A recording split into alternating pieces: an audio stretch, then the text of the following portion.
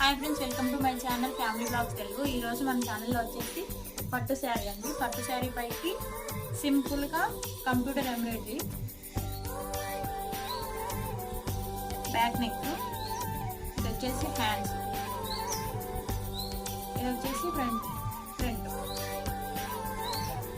దీన్ని ఎలా స్టిచ్ చేసుకోవాలో చూపిస్తాను. Thank you for watching. Please do subscribe.